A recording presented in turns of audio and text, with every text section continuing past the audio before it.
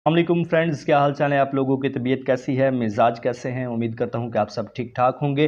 दोस्तों, आज की इस वीडियो में हम एडीपी सेकंड सेमेस्टर का जो आपका सब्जेक्ट है एक्सपोजिटिव राइटिंग, इसके कोर्स कंटेंट के बारे में आप लोगों को बताएंगे। तो सबसे पहले हम वीक फर्स्ट से शुरू करते हैं। इसमें कहा जा रहा है कि आपने इंट्रोडक्शन टू एक्सपोजिटिव राइटिंग के बारे में बताना है कि एक्सपोजिटिव राइटिंग क्या होता है, डेफिनेशन वगैरह बतानी है और उनकी टाइप्स वगैरह के बारे में डिस्कस करना है। और पहला ही क्वेश्चन यही है कि what is expository writing, definition, types, purpose and applications. ठीक है। सेकंड पॉइंट हमारे पास यहाँ पे है characteristics of effective expository writing, जिसमें हमारे पास सबसे पहला करेक्टरिस्टिक्स में शामिल है क्लैरिटी, कोहेरेंस एंड ऑर्गेनाइजेशन। इन चीज़ों के बारे में आप लोगों ने बताना है। इसके बाद जो है वो हमारे पास नंबर थर्ड के ऊपर introduction to paragraph writing. Paragraph writing क्या होता है, इसके बारे में आप लोगों ने बताना है। हमारा फर्स्ट वीक जो है वो इस तरीके से कंप्लीट हो जाता है। नेक्स्ट हमारे पास सेकंड और थर्ड वीक है, इसमें वो कह रहा है कि राइटिंग प्रोसेस के बारे में आप लोगों को पता होना चाहिए, जैसे कि प्री राइटिंग टेक्निक्स जो होती हैं उनमें कौन कौन सी हमारी टेक्निक्स शामिल हैं, जिनमें ब्रेन स्टॉर्मिंग, प्री राइटिंग और mind mapping, listing, questioning and outlining. इन चीज़ों के बारे में एटलीस्ट आप लोगों को जो इनकी डेफिनेशन आनी चाहिए। फिर उसके बाद जो हमारा जो पॉइंट है वो कह रहा है कि drafting 3 stages, process of drafting techniques. 3 stages हैं ड्राफ्टिंग की, उनके बारे में आप लोगों ने बताना है और ड्राफ्टिंग होता क्या है ये भी आप लोगों को पता होना चाहिए। फिर उसके बाद रिवाइजिंग एंड एडिटिंग क्या होता है और इसका मकसद क्या होता है। इसका मकसद ये होता है कि ensuring correct grammar, clarity, coherence और कंसाइजनेस। तो ये इंश्योर करता है रिवाइज करने से, किसी भी टेक्स्ट को दोबारा पढ़ने से और एडिटिंग करने से आप ग्रामर वगैरह की मिस्टेक जो होती हैं वो दूर कर देते हैं। नेक्स्ट जो हमारे पास पॉइंट है वो है प्रूफ रीडिंग। प्रूफ रीडिंग क्या है? ये लास्ट टेक्निक है, जब हम सब कुछ अपना फाइनल कर लेते हैं राइटिंग में तो उसमें हमने प्रूफ रीडिंग करनी होती है। इसके बाद जो है वो हमारा नेक्स्ट पॉइंट है वो है पीर रिव्यू एंड फीडबैक क्या होता है। दोनों की डेफिनेशन आप लोगों को अच्छे से पता होनी चाहिए।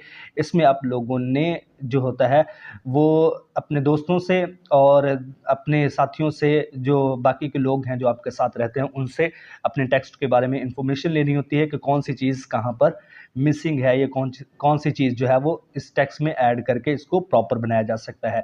नेक्स्ट जो हमारे पास वीक आता है वो है फोर्थ एंड फिफ्थ, और इसमें इस वीक में हम पढ़ेंगे ऐसे ऑर्गेनाइजेशन एंड स्ट्रक्चर। ठीक है। तो अब ऐसे ऑर्गेनाइजेशन और स्ट्रक्चर से क्या मुराद है, इंट्रोडक्शन एंड हुक क्या होता है ये आप लोगों ने बताना है। और इसके बाद इंट्रोडक्शन एंड हुक, ये शुरू में हम जब भी कोई पैराग्राफ लिखते हैं, जिस तरह हमारा थंबनेल होता है ना, तो ये अपने ऑडियंस को अट्रैक्ट करने के लिए दोनों टेक्निक्स यूज़ की जाती हैं। इंट्रोडक्शन में ही हुक होता है। हुक होता है किसी चीज़ को काबू करना या कोई ऐसी स्टेटमेंट जिससे आपकी जो ऑडियंस है या रीडर्स हैं वो आपके साथ जुड़ जाएं। थीसिस स्टेटमेंट क्या होता है, ये भी हमारे इंट्रोडक्शन पैराग्राफ में ही हमें मिल जाता है। मेन टॉपिक या मेन जो हमारा पॉइंट होता है उसी को थीसिस स्टेटमेंट कहते हैं। और इसमें जो होता है वो नेक्स्ट पॉइंट हमें बताया जा रहा है कि बॉडी पैराग्राफ क्या होता है, इसके बारे में आप लिखें। टॉपिक सेंटेंस क्या होता है, सपोर्टिंग एविडेंस क्या होता है एंड ट्रांजिशनल डिवाइसेस क्या होती हैं। एटलीस्ट आपको इन सभी की डेफिनेशन के बारे में पता होना चाहिए। कंक्लूजन क्या होता है, यानी लास्ट में आप लोगों ने बताना है किसी भी पैराग्राफ को जब हम मुकम्मल कर लेते हैं, ऐसे को मुकम्मल करते हैं, तो इख्तिताम में हम समराइज करते हैं ओवरऑल अपने टॉपिक को, तो इसको कंक्लूजन कहते हैं। Types of concluding paragraph and leaving an impact. इसका मकसद ये होता है कि हमने अपने पूरे के पूरे पैराग्राफ को कंक्लूड करना होता है, उसको इख्तिताम पजीर करना होता है और इम्पैक्ट अपनी ऑडियंस के ऊपर छोड़ना होता है। नेक्स्ट जो हमारे पास पॉइंट है इस वीक का वो है इंश्योरिंग कोहेसन एंड कोहेसिव। तो कोहेसन और कोहेरेंस क्या चीज़ है, तो इसमें आप लोगों ने बताना है। ये एटलीस्ट आप लोगों को इनकी टाइप्स के बारे में पता होना चाहिए। नंबर 6 और 7th वीक की बात करें तो different types of expository writing के बारे में पूछा जा रहा है। डिस्क्रिप्शन, इलस्ट्रेशन क्या होता है, इसके बारे में आप लोगों को पता होना चाहिए। क्लासिफिकेशन जो होती है वो एक्सपोजिटिव राइटिंग की कौन कौन सी हैं, कहाँ कहाँ पर इनको क्लासीफाई किया जाता है। इसके बाद जो पूछ रहा है कि cause and effect of expository writing, ये टेक्निक भी है एक्सपोजिटिव राइटिंग की, राइटिंग स्टाइल में भी शामिल है। प्रोसेस एनालिसिस क्या होता है, ये भी हमारे टाइप्स ऑफ एक्सपोजिटिव राइटिंग में शामिल है। और इसके अलावा कंपैरेटिव एनालिसिस भी हमारी टाइप्स ऑफ एक्सपोजिटिव राइटिंग में शामिल हैं। ये आपसे क्वेश्चन पूछे जा सकते हैं। तो अगर हम यहाँ पर वीक 8 की बात करें तो वो कहता है कि यहाँ पर हमने मिड का जो एग्ज़ाम है वो ले लेना है। वीक 9th और 10th की बात करें तो इसमें वो कहता है कि writing for specific purposes and audience. हमने जब भी कोई टेक्स्ट लिखना होता है तो हमारी कोई ना कोई ऑडियंस होती है, चाहे वो बच्चे हों चाहे वो बड़े हों, तो इस हिसाब से हमने अपने मकसद को सामने रख के लिखना होता है। तो इसलिए फर्स्ट जो हमारा पॉइंट है इसमें कहा जा रहा है कि different types of purposes to inform, इसमें इन्फॉर्म करना होता है, टू एनालाइज चीज़ों की जांच पड़ताल करनी होती है, टू परस्यूड किसी को कायल करना होता है, टू एंटरटेन या जोक सुना के या स्टोरियाँ सुना के, सॉरी लिख के जो है वो अपनी ऑडियंस को, अपने रीडर्स को एंटरटेन करना होता है। तो नेक्स्ट हमारे पास पॉइंट है वो है राइटिंग फॉर एकेडमिक ऑडियंस। बाज़ दफ़ा हम अपने एकेडमिक ऑडियंस यानी अपने स्टूडेंट्स के लिए या टीचर्स के लिए असाइनमेंट और नोट्स बनाते हैं, ये भी हमारा मकसद हो सकता है। इसमें फॉर्मेलिटी को पूरा करना होता है, ऑब्जेक्टिविटी को पूरा करना होता है एंड एकेडमिक कन्विक्शंस को भी पूरा करना होता है। नेक्स्ट जो हमारे पास पॉइंट है इसमें राइटिंग फॉर एकेडमिक ऑडियंस, अपने ऑडियंस के लिए जो हमारे साथ पढ़ते हैं उनके लिए नोट्स और असाइनमेंट और बुक्स वगैरह तैयार करना, इंगेजिंग इसमें शामिल है। इन्फॉर्मेटिव क्या होता है और परसुएसिव लैंग्वेज क्या होती है, इनके बारे में आप लोगों को पता होना चाहिए। नेक्स्ट जो हमारे पास पॉइंट है वो है different Toons and styles for specific purposes and audience. कौन कौन सी स्टाइल्स और कौन कौन सी जो टेक्निक्स हैं या टूल्स हैं हम यूज़ करते हैं अपनी स्पेसिफिक ऑडियंस को जो है वो कायल करने के लिए।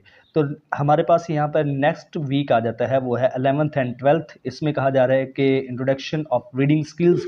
रीडिंग स्किल्स की जो इंट्रोडक्शन है वो आप लोगों ने देनी है, जैसे कि इफेक्टिव रीडिंग स्किल्स वो क्या होती हैं, टिप्स उसके कौन कौन से हैं और टाइप्स ऑफ रीडिंग स्किल्स कौन कौन सी है, ठीक है ना। तो नेक्स्ट जो हमारे पास पॉइंट है उसमें कहा जा रहा है कि ओवरव्यू लें आप किस चीज़ का, ऑफ रीडिंग स्किल्स इंक्लूडिंग, जिसमें शामिल है स्किमिंग क्या होता है, इनकी एटलीस्ट डेफिनेशन आप लोगों को आनी चाहिए और एक एक एग्जांपल भी आनी चाहिए। स्कैनिंग क्या होता है इसके साथ भी आप लोगों ने डेफिनेशन और एग्जांपल याद रखनी है। Finding specific and journal information, ठीक है ना, तो ये हमारा इसका मकसद होता है स्किमिंग और स्कैनिंग का। तो नेक्स्ट पॉइंट के हमारा पॉइंट है वो है distinguish between relevant and irrelevant information. ये आप लोगों ने अच्छे से सवाल याद करना है, अक्सर ये पेपर में पूछ लिया जाता है कि रेलिवेंट और इररेलेवेंट इन्फॉर्मेशन में क्या फ़र्क है, ठीक है। हमारे पास 13 वीक आ जाता है, इसमें वोकैबुलरी डेवलपमेंट के बारे में कहा गया है कि आप लोगों ने अपनी वोकैबुलरी को कैसे इम्प्रूव कर सकते हैं। तो इसमें सबसे पहला पॉइंट है use of the dictionary for finding meaning, usages of unfamiliar words. तो आपने डिक्शनरी को यूज़ करना है अल्फाज के मीनिंग को फाइंड आउट करने के लिए, और अनफेमिलियर वर्ड जिन वर्ड्स को आप नहीं जानते उनको कैसे फाइंड आउट करना है, अपने डिक्शनरी का यूज़ करना है। 7 strategies to explore unfamiliar vocabulary, 7 techniques का यूज़ किया जाता है जिसकी मदद से आप अनफेमिलियर वोकैबुलरी जो है जिसके बारे में आप नहीं जानते, अगर आपके पास डिक्शनरी नहीं है तो आप इन टेक्निक्स की मदद से भी उनके मीनिंग फाइंड आउट कर सकते हैं।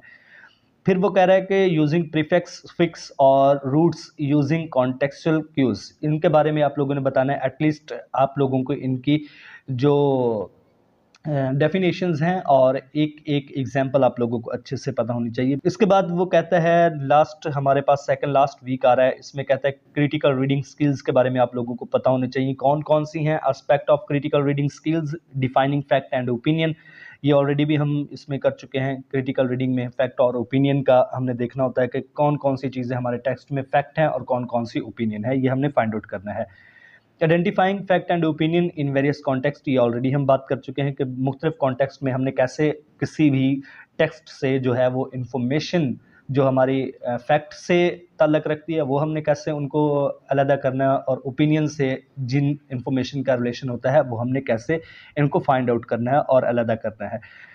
तो distinguish between fact and opinion, fact और ओपिनियन में आप लोगों ने कैसे डिफरेंस क्रिएट करना है ये भी आप लोगों को पता होना चाहिए।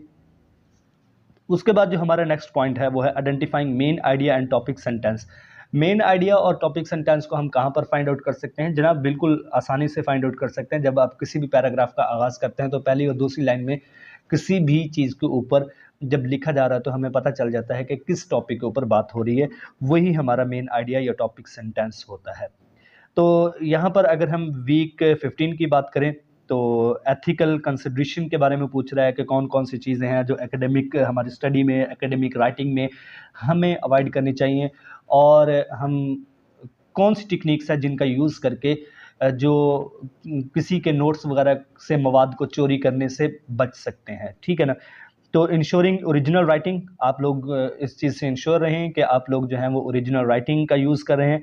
फाइंडिंग क्रेडिबल सोर्सेज, अच्छी सी जो क्रेडिबल यकीनी तौर पर आपको पता हो कि ये वाले अथेंटिक हमें इन्फॉर्मेशन देते हैं, वो वाले सोर्सेज आप इख्तियार करें। एवेल्यूएटिंग इन्फॉर्मेटिव इन्फॉर्मेशन, आप लोग जब भी कहीं से टेक्स्ट लें तो उसकी जांच पड़ताल कर लें, देख लें कि आया कि ये टेक्स्ट बिल्कुल आपके टॉपिक से रिलेटेड है भी सही, ये नहीं है। प्रॉपर साइटेशन क्या होता है एंड रेफरिंग क्या होता है, तो इसके बारे में भी आप लोगों से पूछा जा रहा है।